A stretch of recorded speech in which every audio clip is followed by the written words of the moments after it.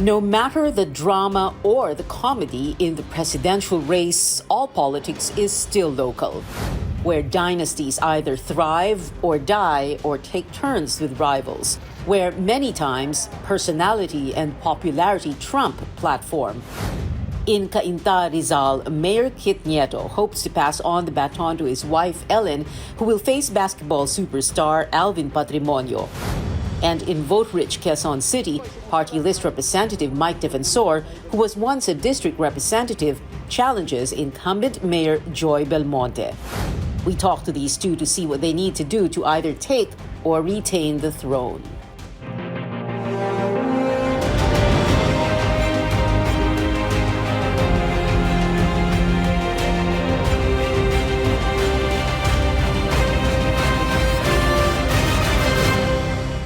Good evening, I'm Pia Hontiveros. Welcome to your weekly political appointment fix, politics as usual. Our first guest tonight, Quezon City mayoral aspirant and current party list representative Mike Defensor. Good evening, Congressman. Ano ba yan? Congressman Mike, thank you very much for being with us tonight. You have a really interesting political history, your career.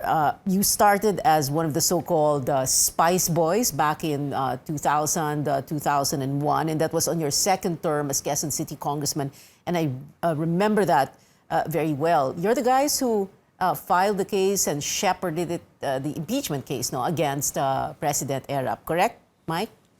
Yes, Pia, that's correct. I was elected in 1995 in Congress, and then I was re-elected in 98. And then sometime in the year 2000, we filed the impeachment case, and then the people power happened in 2001. All right. And of course, that impeachment trial, I remember, because you were known as one of the so-called Spice Boys. Of course, this generation, Mike, doesn't know the Spice Boys. Yeah. I don't think they know the Spice Girls either, after whom you were named. No? So that was you, Ace Barbers, Mig Zubiri, Nani Braganza, Noni Andaya, and Ricky Sandoval. But anyway, so the impeachment trial happened, like you said, led to EDSA, and then it led to, EDSA DOS, and then it led to Gloria Arroyo as president in 2004. But what's interesting here also, Mike, is itong how politics has changed so much, and your careers, where they've led you. You're running for mayor with Bongbong Marcos. Is that something that you thought that you never thought would happen, or that anong tingin mo doon? Parang how did you make that shift from student leader activist, Spice Boy, to running under Bongbong Marcos's party? Yes, Pia. Actually, to my mind, I've been consistent with my position kung sino yung loyalty ko and sino yung sinusuportahan ko since, if you recall, in 1998, in fact, kaya medyo naging more or less nakilala yung Spice Boys because we stuck with the opposition. We were part of the opposition then. And we were aligned with the Lakas NUCD at that time. At ako, liberal pa ako. That was the early part of the Liberal Party nung umpisa na yan. And it was in my second term. After which, you're correct, I was invited to join the cabinet. So I serve also as cabinet secretary, the head of the housing. Ngayon, throughout the years, si Senator Bongbong Marcos, I've seen him perform when he was in the Senate, although hindi kami nagkasama when he was in Congress. But I saw him when I was in the cabinet, governor naman siya noon. At nakita ko naman yung naging performance niya during that time. And now, actually, ang nangyari din dyan, malaki yung naging role ng local politics. As you well know, when this was happening, si Bongbong Marcos was not yet a very strong candidate. And nag-usap kami. And I found out yung Philippine Star was being used against me. Ang sinasabi nila na do not align with Mike Defensor and we will allow you to put up the stories you want. Meron kang express email and just any story that you want. Pwede mo nang i-email sa amin directly. And Bongbong Marcos mentioned this to us. And in fact, during that time, during our discussion, hindi pa siya decided to be president at the time.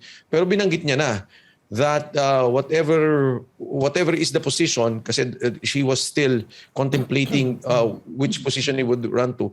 Ang sinabi niya, ang grupo ko dito sa Quezon City would be your group and Bingbong Crisologo. And to be honest, marami ding mga presidential aspirants na siyempre may mga negotiations, may mga discussions. And ganun din, we found out that Philippine Star was being used against us. And so consistent with our view that si BBM performed well when he was senator, when he's governor, and given yung machinations that was happening in Quezon City, immediately we decided to join Bongbong Marcos. A week, 2 weeks, 3 weeks after that, grabe na yung naging survey niya, lumakas na siya ng lumakas. In fact, in Quezon City now, he's maybe at 73% of the voters of Quezon City. And cuts across the class, A, B, C, D, and E, talagang Bongbong Marcos is leading all the way. Well, those good survey standings for Bongbong Marcos, do they trickle down to you in your run for mayor? Because you are, of course, challenging, you're going up against an incumbent. So the question there is, how difficult or easy will it be? We're going to ask you to answer that question, Kong Mike Defensor, in just a bit. We'll be back after a quick break.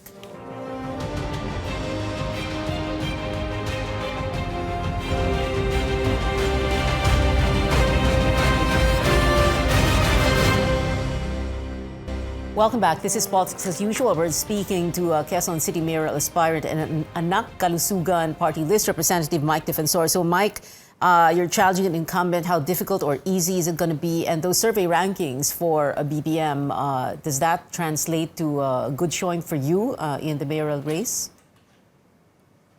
Well, the surveys would say that, pero siyempre sa ground, makikita mo naman talaga when you go around, when you talk to people, sinasabi ng mga tao, kung kayo yung kandidato ni Bongbong Marcos, then we will support you. So yes, I do believe that may translation ang kay BBM. In fact, I've been candid and frank about this kasi di ba usually ang local machinery or the local group are the ones helping the presidential candidate or yung national candidates. But in the case of Bongbong Marcos, siya na yung nagdadala sa amin eh. Siya na yung parang sinusuportahan kami ng tao because of him. And I think many of the people running now, candidates running now, and I know of some, na talagang sinasabi nila, ito na talaga, si Bongbong Marcos na talaga, yung nagdadala sa kanila at hindi na sila yung nagdadala kay Bongbong Marcos. Mike, it's not unusual, syempre, no, for, parang ang tawag nga doon, parang strange bedfellows daw. Because, for example, in the alliance that is supporting BBM, there's also the party of Erap Estrada, former President Erap Estrada, who you filed that impeachment case against. So, I wish we had more time to discuss that, but I only have 3 minutes to go. So I wanted to move on and ask you about, if you do become mayor, what are you going to do for Quezon City? Well, first of all, Pia, ang isang malaking problema namin dito really is the pandemic. We're still number one in terms of cases, in terms of mortality. Of course, bumababa na yung pandemic cases. But moving forward, ano yung mga kailangan gawin? Number one, education is still very critical. Dito sa Quezon City, ang graduates lamang is about 20% of the total population. So for the past 3 decades, the party of Joy Belmonte has been there, and yet they have not focused on giving the skills and proper education, yung edukasyon at skills development ng mga tao sa Quezon City. Number 2, malaki pa rin yung problema namin sa graft and corruption. Yung business permits, ang daming narinig kang problema, yung mga lagayan dyan. We have to stop that in order to attract businesses in Quezon City. Given the pandemic situation, we have to, dapat yung pag-increase ng real property taxes, hindi ituloy sa December. And of course, magkaroon ng discount yung businesses. Because maraming nalugi, maraming nagsasara. And yung pangkabuhayan issue, we still have to focus on that. And I think the livelihood programs, 30 billion ang budget namin eh. And if we allot 2 to 3 billion pesos para pautangin yung mga tao to make them sustain their current businesses para mabuhay nila, I think these are the critical programs that we need in order to push the local economy of Quezon City back. And of course, the national economy in general. In the last year and a half, Kong Mike, you've been controversial twice over, first for the ABS-CBN franchise. So my question there would be, as a mayor of Quezon City, you wouldn't be able to vote on a franchise application of ABS-CBN in Congress, no? So how would you try and affect that outcome. And at the same time, the other controversy is ivermectin. And you talked about, how the pandemic is still the number one problem for everyone. So, are you going to be offering ivermectin in Quezon City? No, Pia, let me just clarify first on the ABS-CBN issue. Ako, ang boto ko dyan was always on a principled basis. I can debate with anyone anytime, not even with Joy Belmonte. If she wants to debate with me about it, okay ako. But if the others would like, in fact, I openly asked senatorial candidate Erin Tanyada, because he had a different position and tinag niya ako in one of his posts, to an open debate, and I'm open about it. Pagka nag-usap tayo ng franchise, it is actually a business proposition. So pag nag-apply ka, you have to comply with the laws and the Constitution. If there were violations, in fact, Pia, you saw all the hearings that we've had, wala naman, sinasabi tama yung ginawa, tama yung nangyari.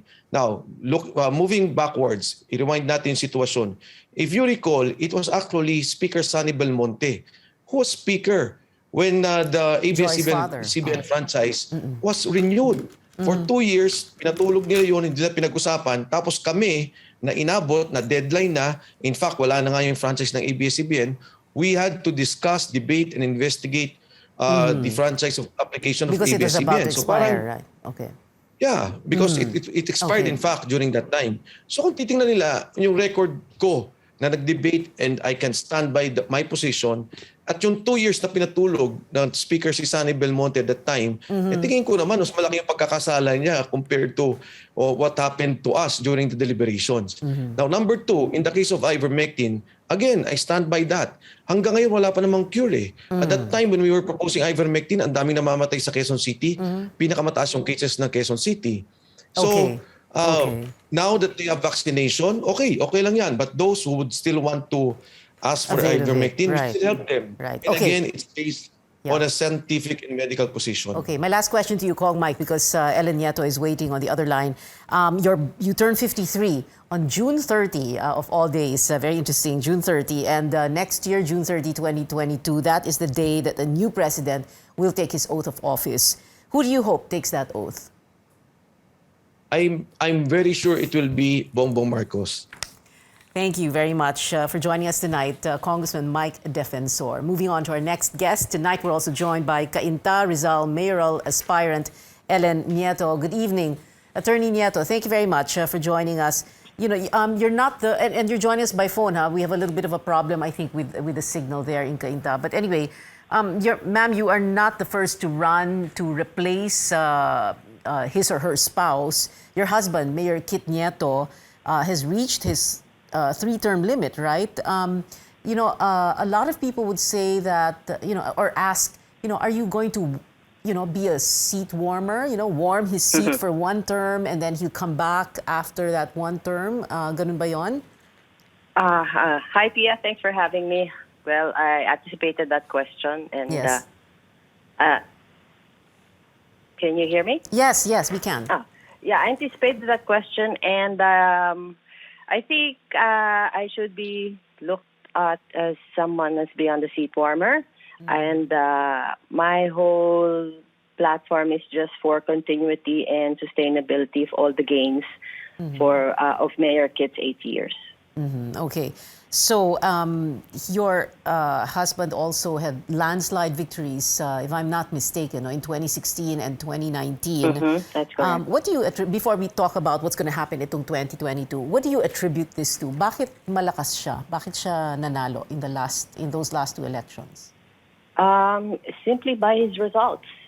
Although most aspirants or candidates make promises, at the end of their terms, they will always be gauged by their results. So, yeah, mainly because of that. And by the way, kanina, the seat warmer issue, no? In 2025, of course, we are presuming that if you win and then by the end of your term, 2025, are you going to run for re-election, or is your husband, Mayor Kit, going to be running?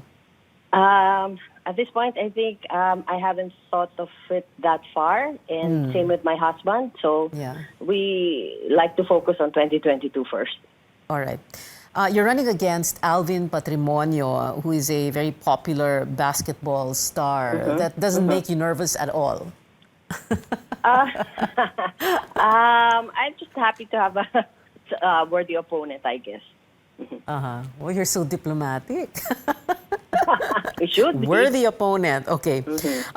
You're a lawyer, no? But your platform is going to be what? Based, focused on health, the pandemic. A while ago, I saw into Mike Defensor, he was saying number one problema pa rin, the pandemic, of course. Yeah. You're going to focus on this one Cainta Municipal Hospital. Is that correct?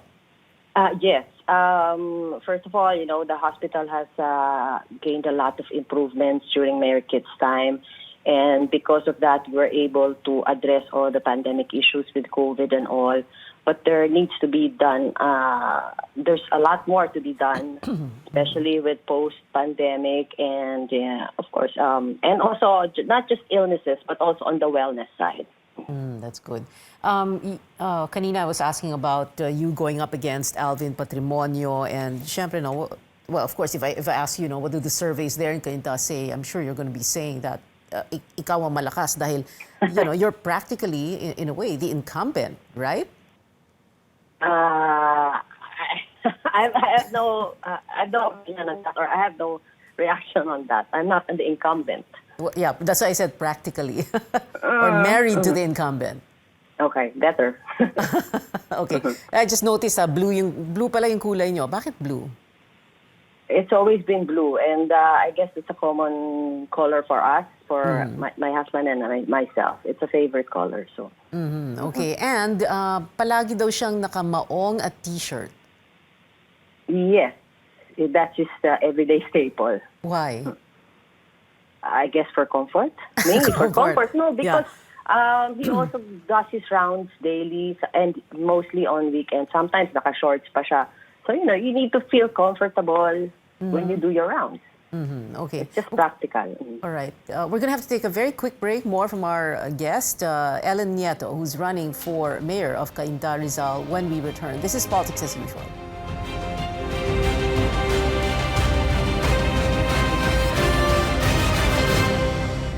We're on our final stretch. This is Politics as Usual. My guest now is the mayoral aspirant for the town of Cainta in Rizal, Ellen Nieto. Her husband is the incumbent mayor, three-term mayor, I was about to say Kit Nieto. Attorney Ellen Nieto, we were asking a while ago about your program of government for Cainta. Apart from continuing what your husband, Mayor Kit Nieto, is doing or has done for Cainta, what else do you plan to do if you do win?